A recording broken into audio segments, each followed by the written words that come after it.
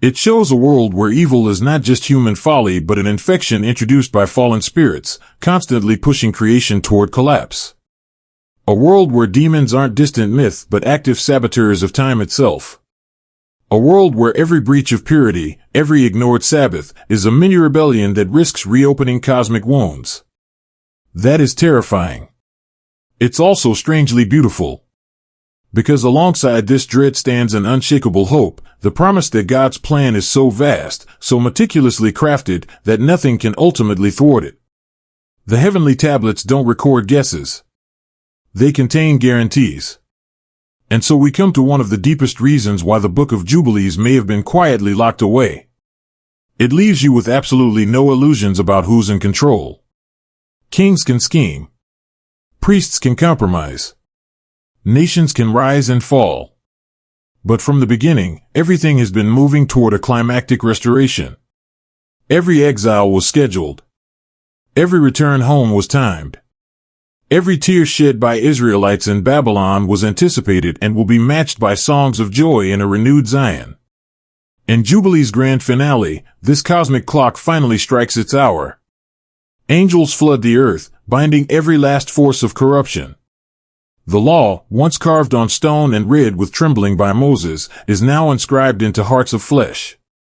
Humanity no longer needs to be cajoled or threatened into obedience. It delights to walk in God's ways because it finally understands that these ways uphold the entire universe. Meanwhile, the lake of fire becomes not a place of vengeful torture, but of cosmic quarantine. It's where everything that would disrupt the harmony of creation is permanently locked away, so it can never again introduce chaos. For us today, the Book of Jubilees stands like a forbidden door in an ancient monastery. Most will walk right past it, content with simpler stories. But if you dare push it open, you find a universe humming with meaning. You see angels not as decoration on Christmas cards but as tireless regulators of reality. You see demons not as cartoon villains but as genuine forces trying to pull everything back into primordial disorder. You see your own daily choices, the hidden corners of your life, the small acts of honor or compromise, as tuning forks that either resonate with heaven or clash against it. That's also why, despite everything, Jubilees inspires. It says your life is far bigger than you think. Your faith isn't just about securing a ticket to paradise. It's about stepping into a role that angels themselves respect. Every act of obedience, every time you turn away from corruption, every moment you honor what's holy, you're helping to restore the cosmic order that began before Adam ever drew breath. And one day, whether through your lifetime of small fidelities or in a cataclysm that shakes the heavens, the universe will finally snap back into its intended design. The sacred calendar will be kept perfectly. The Sabbath will be a joy on earth as it is in heaven. And the psalm of creation, long interrupted by discord, will rise again in flawless harmony. So now you know why the Book of Jubilees was banned. Not because it was trivial, but because it was too big, too bracing, too raw. It pulled back the veil on a universe far grander and more dangerous than most were ready to see. And it dared to whisper that the smallest act of faithfulness on earth might be echoing in courts of angels, written in archives older than time. If this journey into forbidden knowledge sparked something in you, don't let it stop here. Share it. Revisit it. Let it reshape how you see even the most ordinary moments of your life. Because according to Jubilees, there's no such thing as ordinary.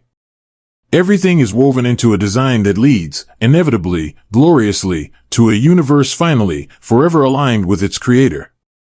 In fact, Jubilees is almost obsessed with showing that Israel's story unfolds on a pre-written divine timeline. When the Israelites are faithful, they're tapping into a power that holds the cosmos together.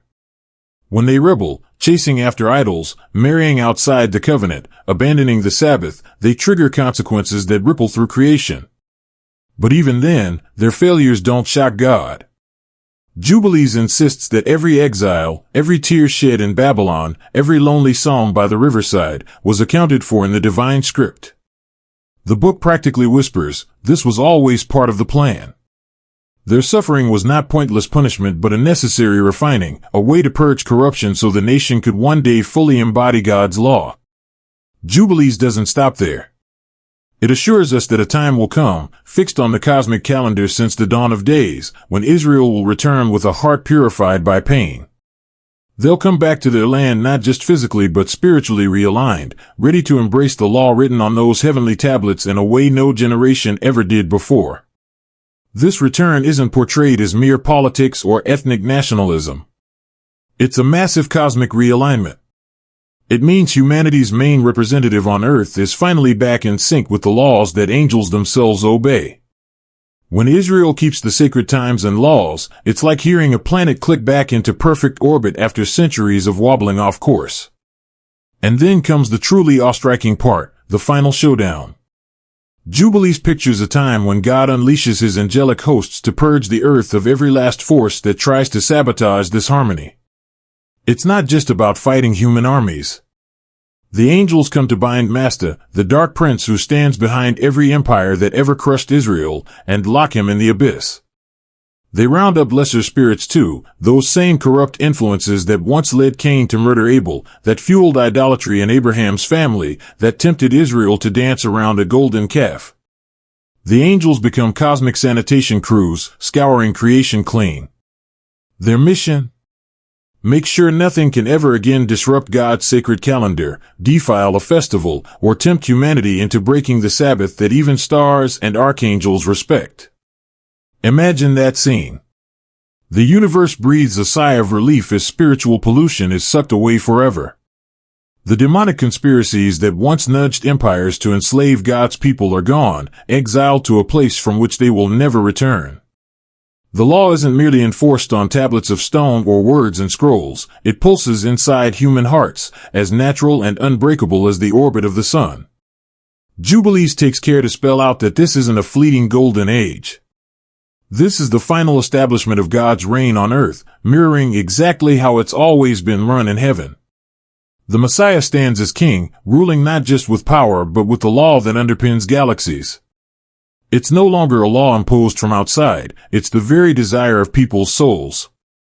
They long to live purely, to honor sacred times, to walk in step with angels. Meanwhile, the wicked, those who mock the law, who spread corruption like a virus, are cast into a lake of fire.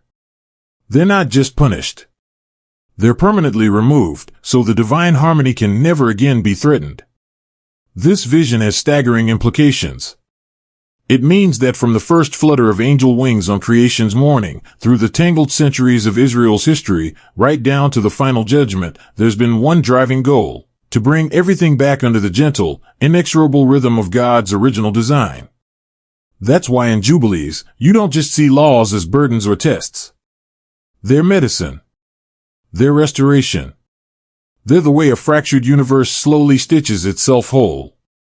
The Sabbaths, the sacrifices, the festivals, the purity codes, each one is a healing pulse, resetting creation's heartbeat closer to what it was always meant to be. So what does that mean for us? Reading Jubilees is like standing at the edge of the universe, seeing reality not as a random swirl of atoms but as a carefully woven tapestry. Every thread matters. Your choices, to honor what's holy or to chase after what's corrupt, don't just shape your personal story. They reverberate through a cosmos still trembling from ancient wounds. It also means that God is far more patient, far more thorough, than we ever imagined.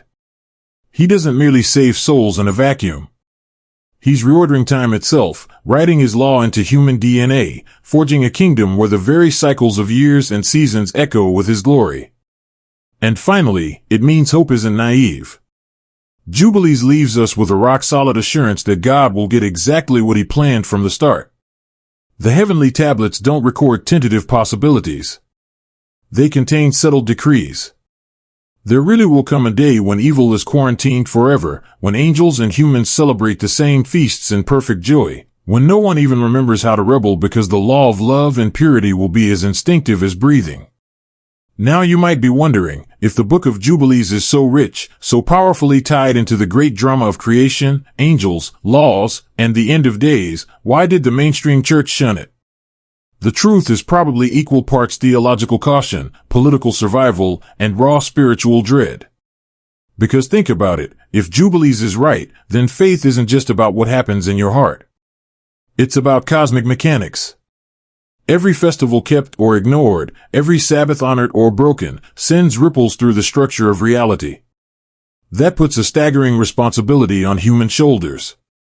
It means your private life matters in ways that echo beyond anything you can see. And it means the story is far bigger than just personal salvation. In Jubilees, God isn't merely saving souls to whisk them off to heaven. He's restoring the very operating system of the universe. He's bringing humans, angels, stars, and sacred calendars back into a single synchronized dance. That's a bold, mind-warping idea. It's also threatening to institutions that prefer to keep spiritual life neatly managed. Imagine being a bishop or Roman emperor trying to unify a sprawling, often fractious faith under your banner.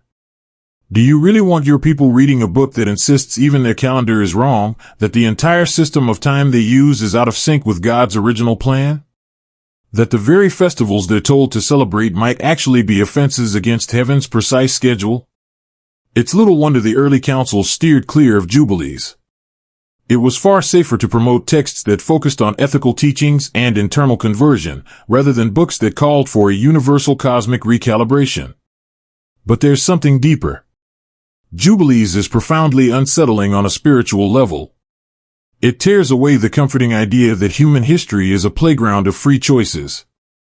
Instead, it lays bare a reality governed by laws older than the sun, laws so potent that even angels tremble to break them. When the end times come in Jubilees, it's less about sudden surprises and more about final synchronization. Angels become frontline agents of divine cleanup. They descend to purge the earth of rebellion, binding Master, that stand-in for Satan, and casting him into the abyss. But it's not only about defeating evil. It's about restoring the universal system God intended from the beginning. The Sabbath will be perfectly kept. The festivals will fall exactly on their sacred days. Humanity will once more beat in time with heaven's pulse. The Messianic kingdom won't just be a political reign. It will be the visible, flawless return of God's cosmic law, written on human hearts. That's why the book ends with such intensity. It pictures the righteous living forever under God's rule, law etched not just in scrolls but deep into their souls. Meanwhile, the wicked, along with Master and his hordes, are thrown into a lake of fire, permanently excised from creation so they can never distort sacred time or sacred law again. Think about how different this is from most modern sermons. Instead of humanity bumbling along with God occasionally stepping in, Jubilees shows a world governed by an intricate divine script. Angels, patriarchs, tribes, even demons, all players on a stage designed before the first star flared. Every covenant, every feast, every Sabbath is a rehearsal for an eternal play that has never missed its cue. According to Jubilees, your very heartbeat might be echoing a tempo struck by God's hand at the dawn of creation. So far, we've seen how the Book of Jubilees reimagines Israel's story as a vast, choreographed cosmic drama, one where patriarchs, angels, laws, and even demons all play roles that were written before time began. But if there's one theme that runs hotter than all the rest, it's this: moral purity is not just about personal righteousness. It's about holding creation together. In Jubilees, every law on purity, whether it's about avoiding unclean foods, abstaining from pagan practices, or honoring the Sabbath, is more than a personal guideline. It's like a tuning fork meant to keep humanity vibrating at heaven's frequency. When people break these commandments, they're not just sinning. They're introducing discord into the cosmic harmony. That's why some of the punishments seem so severe. From Jubilee's perspective, impurity doesn't just stain your own soul. It threatens to pull entire communities, even the natural world, out of alignment. In one passage, it suggests that the very land becomes defiled by human transgressions, requiring cycles of rest and sacrifice to cleanse it. This is especially clear in how Jubilees frames the Sabbath. To most modern believers, keeping the Sabbath is mainly about spiritual rest, maybe refraining from work, spending time in prayer, letting your body and mind recharge. But in Jubilees, the Sabbath is much more. It's a cosmic checkpoint. A day literally hardwired into creation. Even angels keep the Sabbath in heaven. So when humans ignore it, they're stepping outside a pattern that sustains both earthly and heavenly realms. The weekly rest isn't just for your health. It's a pulse that synchronizes you with the divine metronome. Jubilees practically thunders warnings about neglecting this. If you work on the Sabbath, you're not simply breaking a rule, you are committing an act of spiritual vandalism that echoes up to the heavens. It's like taking a hammer to the gears of the universe. This also explains why Jubilees is so fierce about idolatry. In Genesis, Abraham leaves his homeland and follows God, with only a nod to his father's paganism. But Jubilees shows Abraham smashing his family's idols as a kind of cosmic realignment. Destroying idols is not just cultural rebellion. It's tearing down structures that channel dark spiritual forces. Because in Jubilees, idolatry is never harmless. It's always tied to demonic activity. Those false gods? They're often stand-ins for Master and his crew. Worship them, and you're inviting corruption that can ripple through generations, even inviting chaos back into the ordered cosmos God painstakingly set up. This is why so many of Jubilees' rules feel intense by modern standards. Dietary restrictions, ritual cleansings, precise festival observances, they're all about defending humanity from spiritual contamination. Each practice is like reinforcing a wall that keeps the forces of chaos at bay. In this light, even laws about sexual purity aren't just about personal morality. Jubilees ties them directly to the cosmic struggle. It reminds readers that the Nephilim, those hybrid giants who corrupted the earth before the flood, were the offspring of fallen angels mingling with human women. This is why improper unions are so dangerous. They're echoes of the same boundary breaking that once nearly unraveled creation. So when the book emphasizes marrying within the covenant and keeping strict lines of holiness, it's not just social conservatism. It's spiritual warfare. Every pure marriage is a stand against the chaos introduced by the Watchers. Every lawful union is another brick in the fortress protecting humanity from a repeat of pre-flood corruption. And that's really the heart of Jubilee's cosmic vision. Everything we do has far-reaching spiritual consequences. You're not just deciding whether to eat pork or keep a festival because of local customs. You're either aligning yourself with the divine harmony or inviting forces of disorder that want to pull everything back into primordial chaos. This puts the coming of the Messiah, which Jubilees also predicts, into a thrilling new perspective.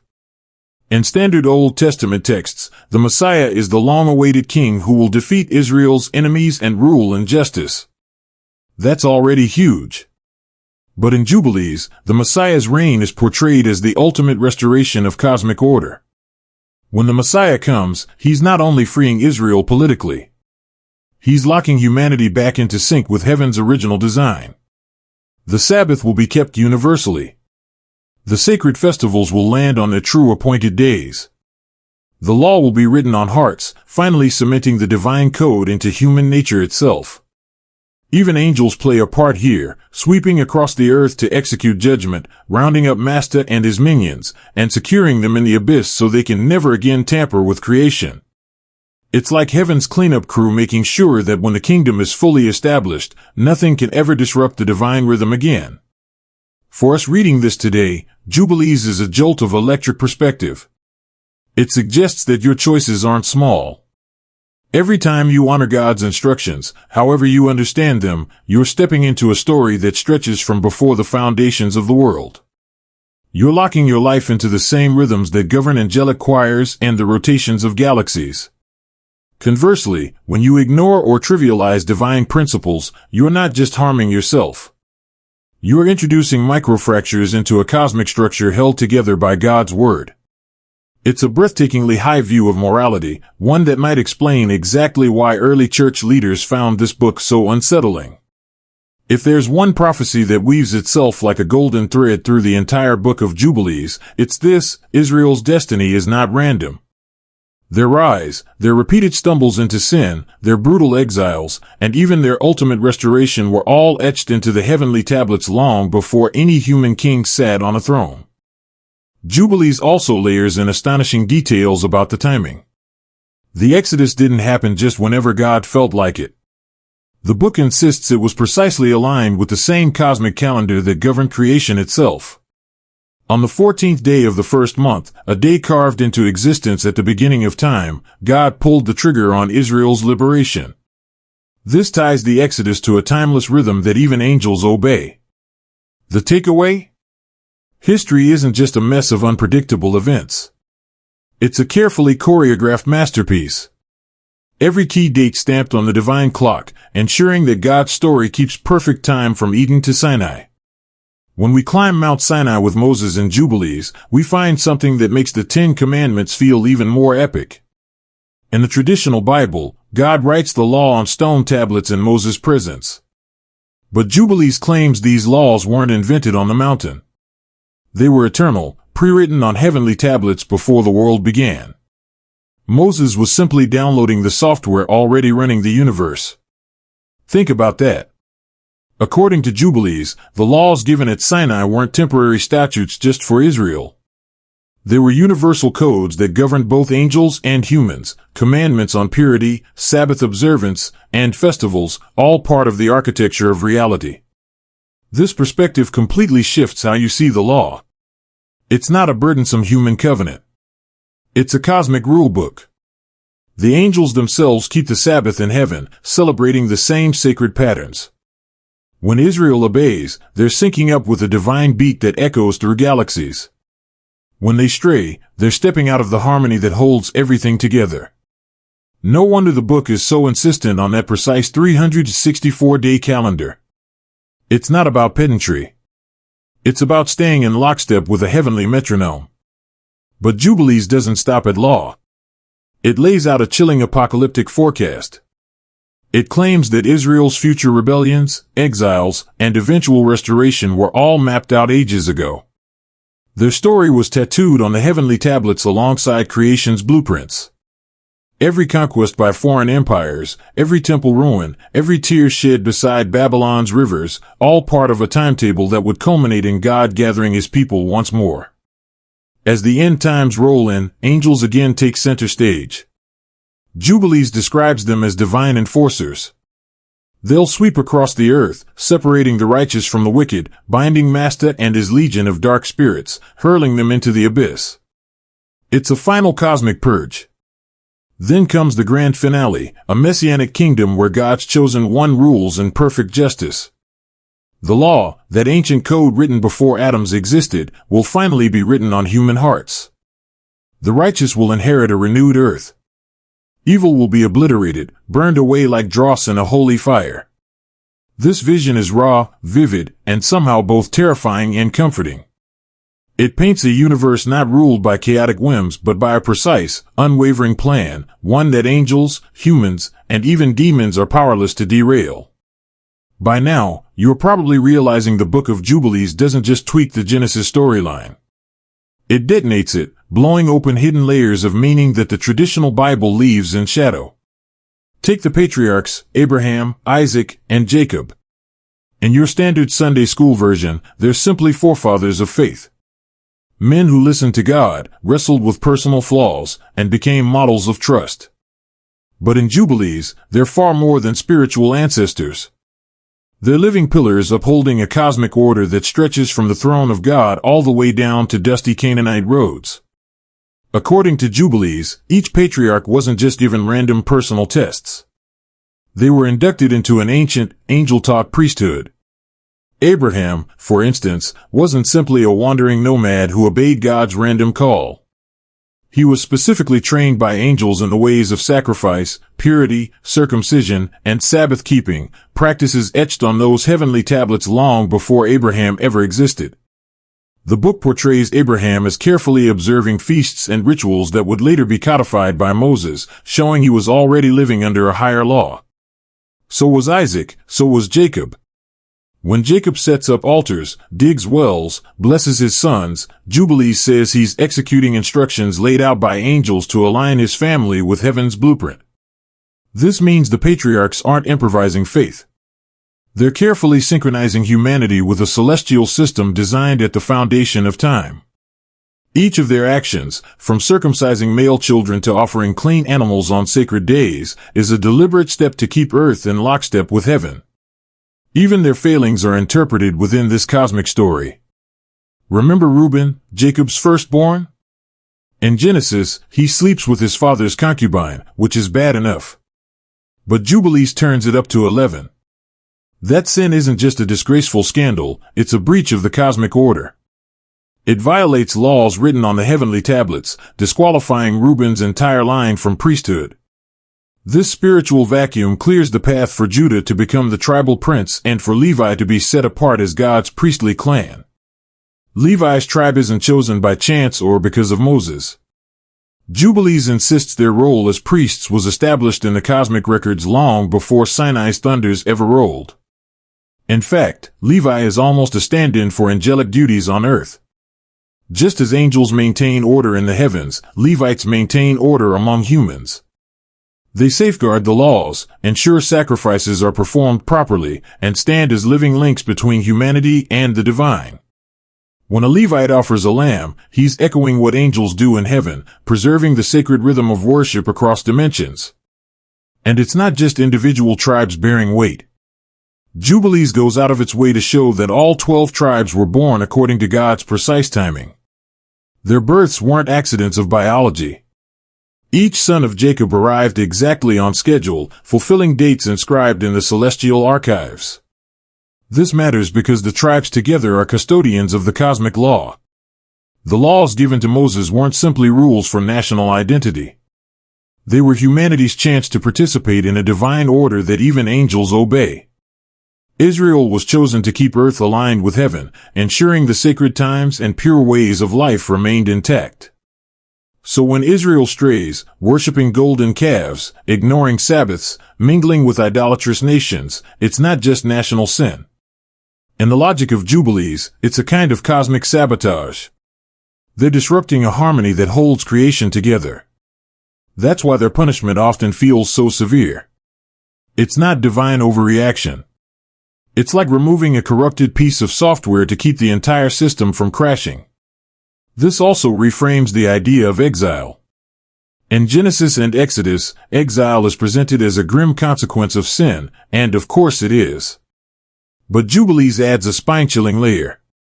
It insists that Israel's exiles, Assyria, Babylon, Rome, were all mapped out on the heavenly tablets from the start. Even their return was pre-written. Their suffering under foreign oppressors, their longing for Zion, and their final restoration were already scripted by God. Nothing was ever truly out of control. History's tides were just pushing Israel toward moments where they'd finally repent and realign with the divine calendar. Forbidden knowledge, why the Book of Jubilees was banned, and why it still terrifies the church. What if I told you there's a book so ancient, so provocative, that many early church leaders practically broke their necks trying to bury it? Imagine a text that dares to rewrite the origin stories of humanity, angels, and time itself. That's the Book of Jubilees, an obscure scripture many Christians have never even heard of. But once you peek inside, you'll realize exactly why this little Genesis was blacklisted. It doesn't just add a few missing details.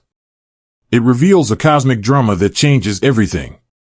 Today, we're going to crack open this forbidden book, pull back the veil on its wildest claims, and ask, was the church right to keep it out of your Bible?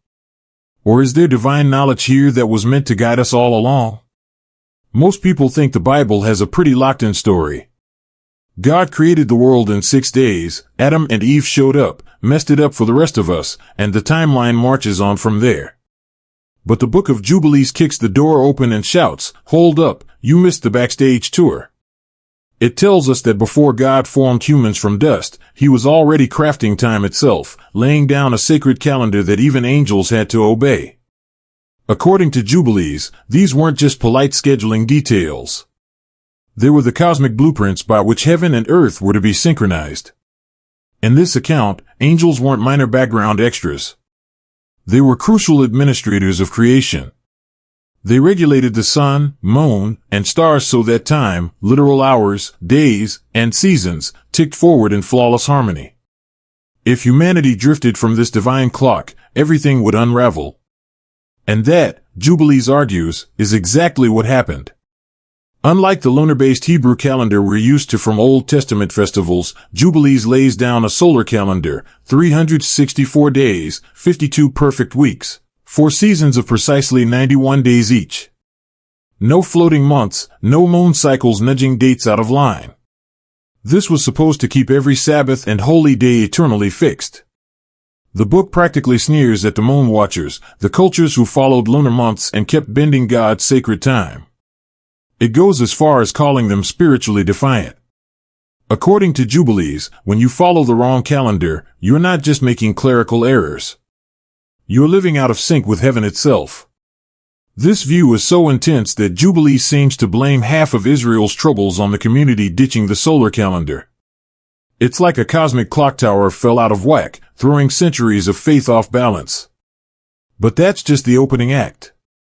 The Book of Jubilees takes familiar names like Adam, Eve, Cain, Abel, Noah, and Abraham and weaves them into a vastly different tapestry. For example, it says God didn't wait until Moses to give humanity laws. Right after Adam's creation, angels schooled him on purity, sacrifice, Sabbath observance, and moral codes. These heavenly tutors were like divine law professors, ensuring that Adam and Eve wouldn't blunder blindly through Eden. That means all the later commandments given to Moses were really a reissue of rules already taught at the dawn of time. Imagine the shock of realizing that the 10 Commandments weren't new at Sinai but were part of a timeless covenant stretching back before the fall. In Jubilees, every patriarch, from Adam to Abraham to Jacob, was already living by these pre-Mosaic laws.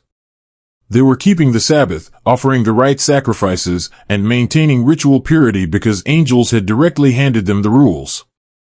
Even the infamous story of Abraham smashing his father's idols, a tale hinted at in Jewish tradition but absent from Genesis, gets center stage in Jubilees.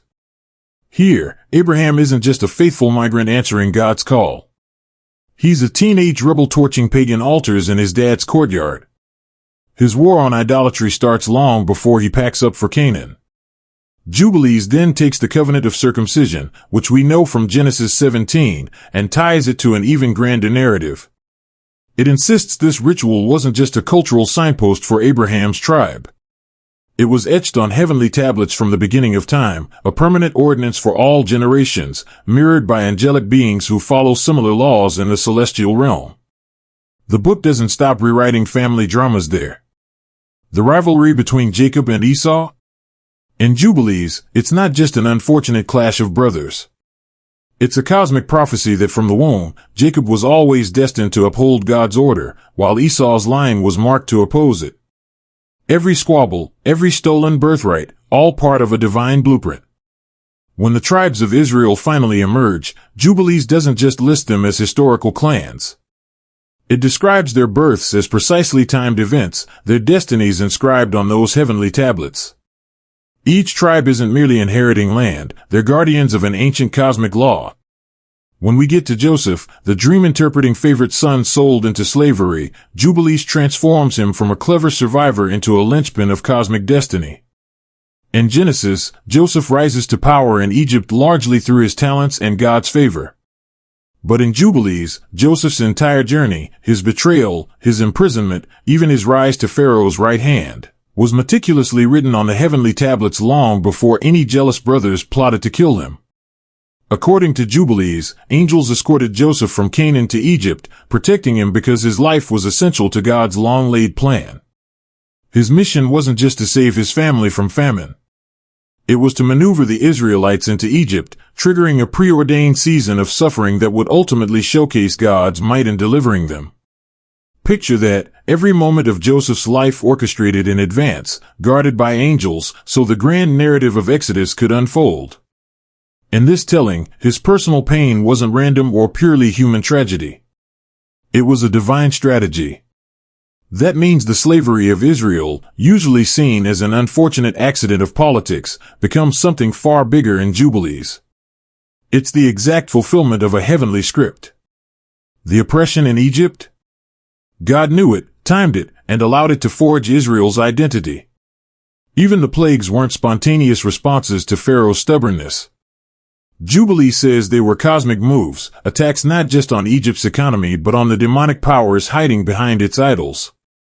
Where Exodus gives us a showdown between God and Pharaoh, Jubilee zooms out to reveal a spiritual war. Master, another name for Satan in this text, actively works to harden Pharaoh's heart, pushing him to increase Israel's misery.